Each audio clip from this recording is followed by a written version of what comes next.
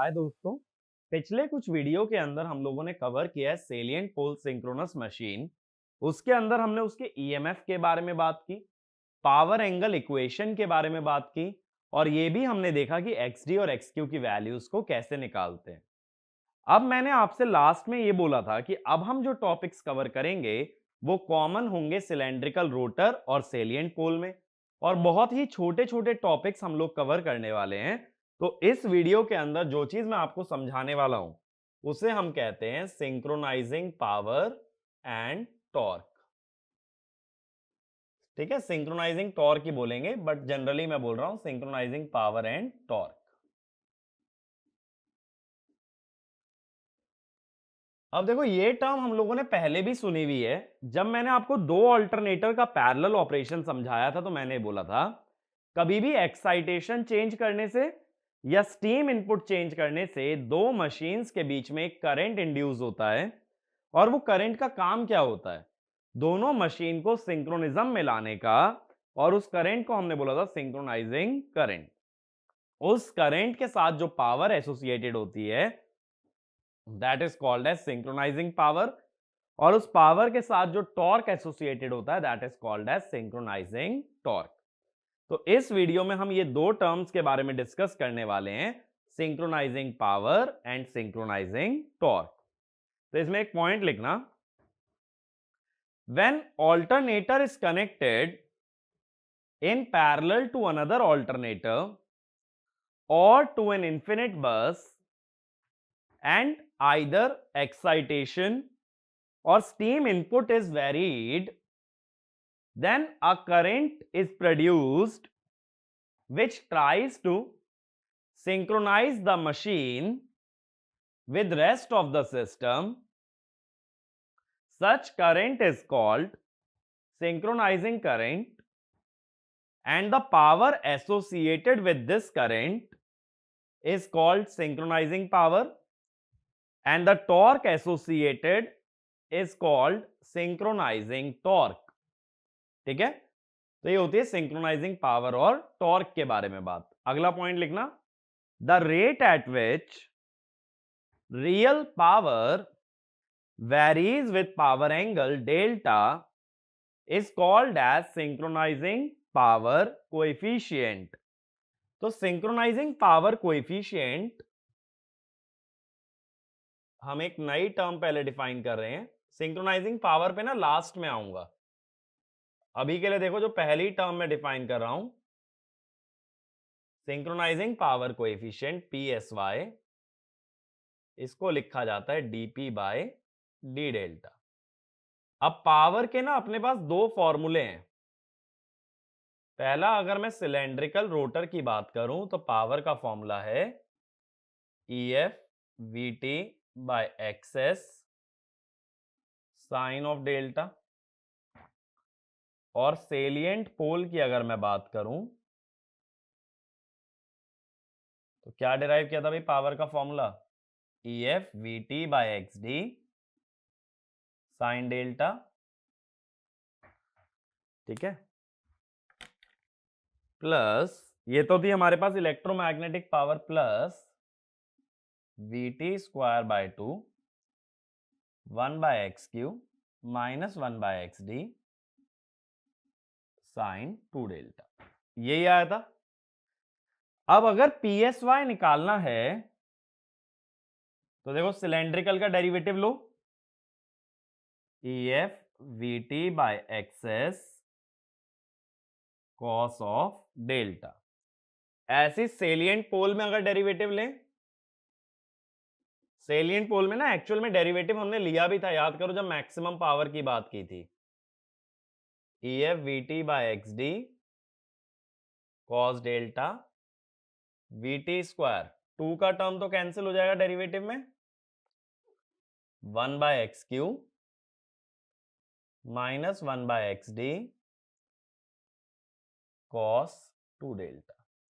तो ये आ जाएगा PSY। इसको क्या बोलोगे? Synchronising power coefficient. और इसकी यूनिट जो होगी वो वॉट पर इलेक्ट्रिकल रेडियन में होगी। अगर पावर मेगावाट में चल रही है तो मेगावाट में, और अगर वॉट में चल रही है तो वॉट में, किलो वॉट में चल रही है तो किलो वॉट में। तो पीएसवाई की यूनिट भी लिख लेना, unit of PSY is what पर इलेक्ट्रिकल रेडियन। ठीक है, अब बात है पीएसवाई क्या शो करता है। पीएसवाई हमें यह बताता है कि रोटर और स्टेटर के बीच में कपलिंग कैसी है। एक चीज सोचो, रोटर और स्टेटर हैं क्या? दो मैग्नेट्स ही तो हैं। तो दो मैग्नेट्स अगर बहुत ज्यादा कपल्ड होंगे, बहुत ज्यादा एक दूसरे से जुड़े हुए होंगे, तो एक मैग्नेट में कुछ भी चेंजेस आते हैं तो वो चेंजेस का असर दूसरे मैग्नेट पे भी दिखेगा। मतलब अगर रोटर में कोई चेंज आया, कोई फ्लक्चुएशन आई, कोई वेरिएशन आई, तो that will be reflected in the stator.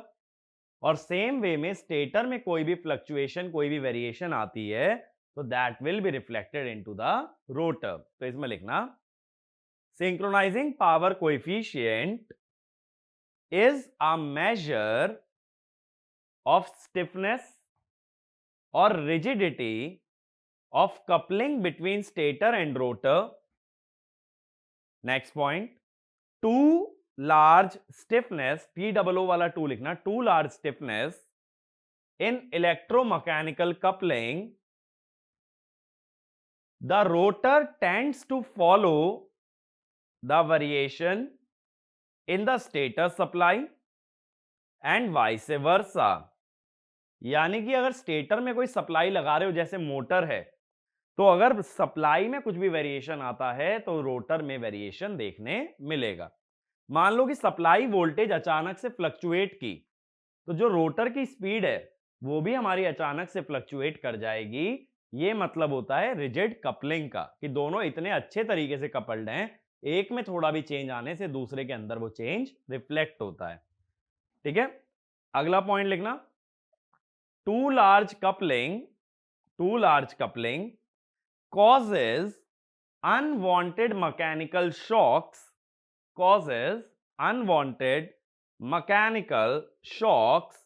whenever there are fluctuation in electric supply. मतलब इलेक्ट्रिकल सप्लाई में अगर थोड़ा भी फ्लक्चुएशन आया तो मैकेनिकल डोमेन में भी उससे शॉक प्रोड्यूस होगा, या ये कह दो सप्लाई की वेरिएशन टॉर्क की वेरिएशन में कन्वर्ट हो जाएगी। ये बात क्लियर हुई? कपलिंग का मतलब क्लियर है। पीएसवाई, तो जिन मशीन्स के अंदर पीएसवाई हाई होता है वो मशीन्स ज्यादा कपल्ड होती हैं, या ये कह दो उन मशीन के स्टेटर और रोटर आपस में ज्यादा कपल्ड होते हैं। अब देखो हमें ये दिख रहा है दोनों ही फॉर्मूले से कि PSY is proportional to EF. तो हम ये कह सकते हैं if EF increases PSY increases. और अगर ऐसा होता है तो इसका मतलब क्या है? ओवर एक्साइटेड में ज्यादा फील्ड करंट और ज्यादा एक्साइटेशन ईएमएफ होगा, is more rigidly coupled than under excited machine। ये बात समझे? जिस मशीन का फील्ड करंट ज्यादा है उसका ईएमएफ भी ज्यादा है और उसका कपलिंग का स्टिफनेस भी ज्यादा होगा, तो इसीलिए ओवर एक्साइटेड मशीन की कपलिंग ज्यादा होती है। अब देखो ये जो हमारे पास पीएसवाई आया है सिलेंड्रिकल रोटर का, पीएसवाई जो आया सिलेंड्रिकल रोटर का, इसका हम ग्राफ भी बना सकते हैं ना। जैसे देखो पावर वर्सेस डेल्टा बनाओगे अगर सिलेंड्रिकल रोटर के अंदर तो कैसा आएगा? साइन आएगा। और अगर पीएसवाई बनाओगे तो कॉस बन रहा है ना।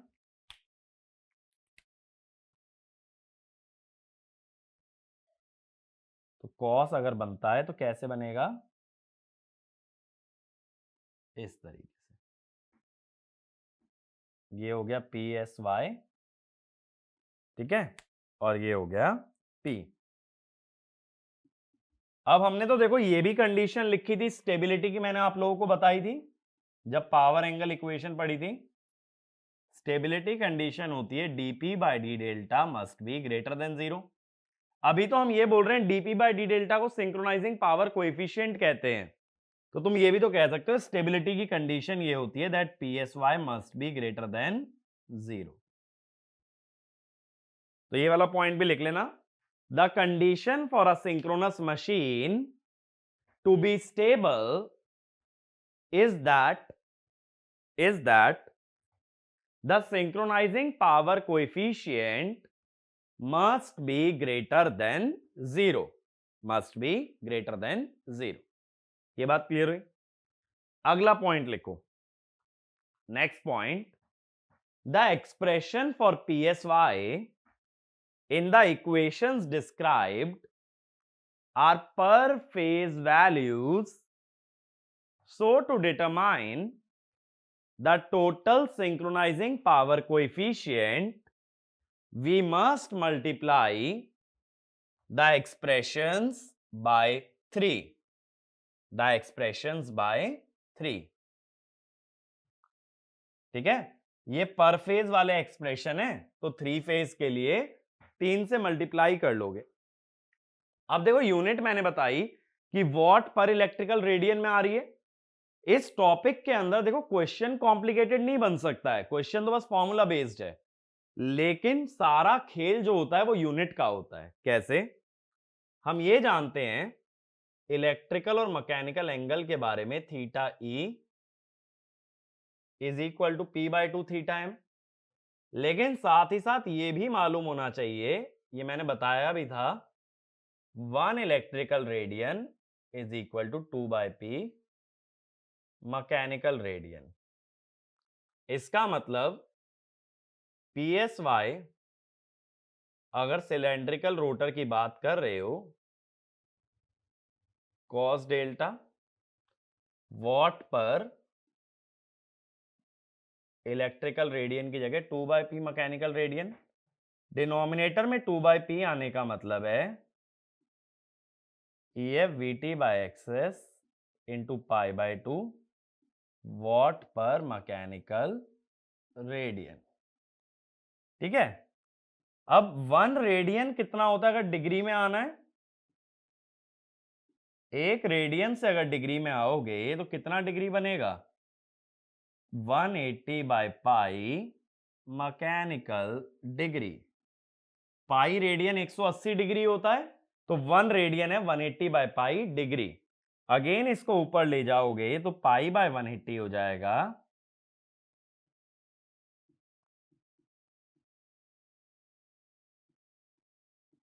वॉट पर मैकेनिकल डिग्री। तो यानी कि अगर वॉट पर मैकेनिकल डिग्री में आना है तो किससे मल्टीप्लाई करना पड़ेगा? Pi into P by 360। तो देखो ये जो सेलिएंट पोल वाला फॉर्मूला था इसमें भी मैंने मल्टीप्लाई कर दिया, पाई इंटू पी बाय 360, तो ये भी हो गया वॉट पर मैकेनिकल डिग्री। तो देखो क्वेश्चन में अगर सिंक्रोनाइजिंग पावर कोएफिशिएंट पूछा है तो निकालना तो आसान है, पावर का डेरिवेटिव करना है जस्ट, लेकिन ये भी ध्यान देना वहां पर कि यूनिट क्या पूछी गई है, क्योंकि डिपेंडिंग अपॉन यूनिट तुम्हें कुछ ना कुछ फैक्टर से मल्टीप्लाई या डिवाइड करना पड़ेगा। तो कन्वर्जन ये जो हम लेते हैं यूनिट्स के लिए, ये जो है ना पावर सिस्टम में भी काम आते हैं यूनिट कन्वर्जन, तो ये जो कन्वर्जन का फैक्टर है ये बहुत ज्यादा इंपॉर्टेंट है। अभी हो सकता है ये चीज इतना रेलिवेंट ना लगे, लेकिन जब पावर सिस्टम स्टेबिलिटी करोगे ना तो मैक्सिमम स्टूडेंट्स को इसी के अंदर दिक्कत आती है। ठीक है, तब बहुत सारे बच्चे इसमें कंफ्यूज रहते हैं कि ये यूनिट कन्वर्जन कैसे परफॉर्म किया गया है, इसीलिए अगर अभी से इसको तैयार कर लोगे तो आगे दिक्कत नहीं आएगी। अब हमें पीएसवाई का फंडा तो क्लियर है, अब इसी का जो नेक्स्ट पार्ट है उस पर मैं बात करता हूं, that is synchronising torque coefficient. ठीक है, इसको लिखते हैं टीएसवाई। टीएसवाई सिंपली होता है पीएसवाई बाय ओमेगा एस। ठीक है, तो टीएसवाई कितना हो जाता है अगर लिखोगे EF VT by omega S into x s pi P by 360। Torque की यूनिट न्यूटन मीटर पर मैकेनिकल डिग्री। और अगर इसमें लिखते हो सेलिएंट पोल में तो 1/ओमेगा एस, और ओमेगा एस एम कर लेना, माने mechanical speed, EF VT/XD cos delta. यहां पे भी हम लोग कॉस डेल्टा लिखना भूल गए, न्यूटन मीटर पर electrical degree, plus VT² 1/x³ minus 1/XD cos 2 delta into pi p/360। Unit same, newton metre, sorry पर मैकेनिकल डिग्री, न्यूटन मीटर पर मैकेनिकल डिग्री। ठीक है। अब ये ओमेगा एसएम क्या होता है? ये सिंक्रोनस स्पीड की वैल्यू है रेडियन पर सेकेंड में। तो 120f/p, ये तो सिंक्रोनस स्पीड है रेडियन पर सेकेंड के लिए, इंटू 2π/60। ठीक है। लेकिन जब टॉर्क की बात करोगे तो थ्री फेज लेना पड़ेगा, तो यहां 3 का फैक्टर और आ जाएगा। तो ये वाला पॉइंट लिख लेना। While computing synchronizing power coefficient, sorry, synchronizing torque coefficient, we need to consider all the three phases, because in mechanical quantities we cannot derive the value per phase, only the total value of torque or power makes sense। यानी mechanical में three phase का तो थोड़ी ना कोई concept है। तुम ये थोड़ी कह सकते हो मैकेनिकल डोमेन में जाकर के भाई पर फेज पावर बताओ या पर फेज टॉर्क बताओ। एक ही शाफ्ट है, उसी पे तीनों फेजेस टॉर्क लगा रहे हैं, तो जब मैं टॉर्क की बात करूंगा तो तीनों फेजेस की वजह से आएगा। तो टॉर्क के अंदर कोई भी सिंगल फेज या पर फेज वाली बात नहीं होती, टॉर्क हमेशा टोटल होता है। इसीलिए टॉर्क में हमेशा ये 3 का फैक्टर याद रखना। पावर तो पर फेज निकाल सकते हो, but torque will always be for all the 3 phases. ठीक है, ये बात यहां तक क्लियर हुई?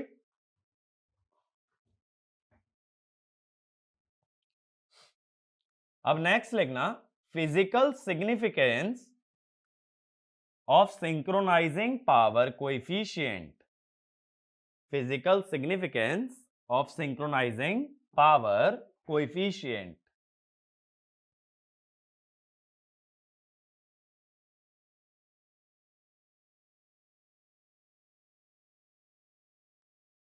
अब हमें ये देखना है कि एक्चुअल में सिंक्रोनाइजिंग पावर कोएफिशिएंट रोल क्या प्ले करता है। देखो, हम ये कहते हैं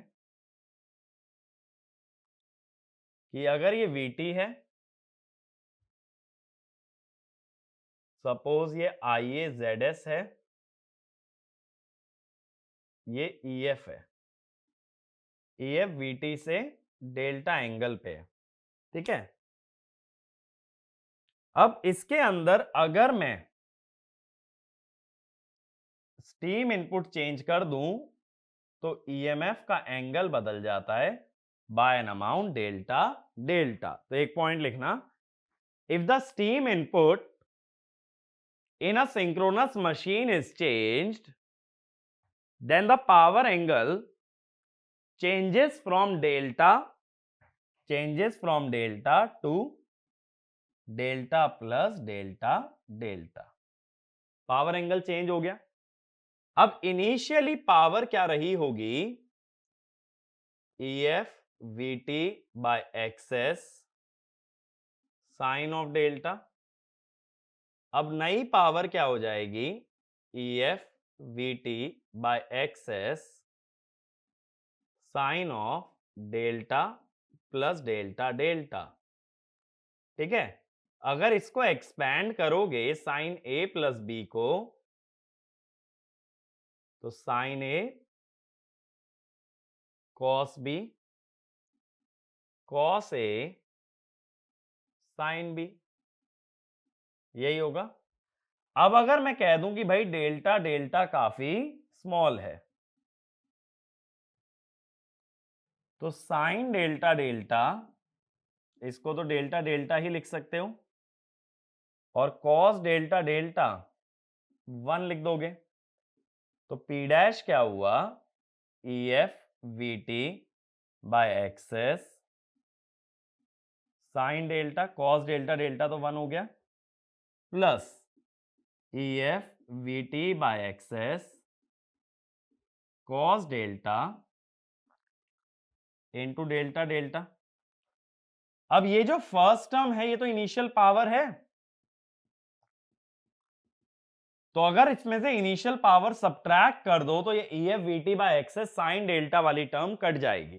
पी डैश में से पी सब्ट्रैक्ट करोगे तो ये टर्म दोनों में से कैंसिल हो जाएगी, बचेगा क्या, ई F V T by Xs cos delta into delta delta. ये जो दोनों पावर्स का डिफरेंस है इसे कहा जाता है सिंक्रोनाइजिंग पावर।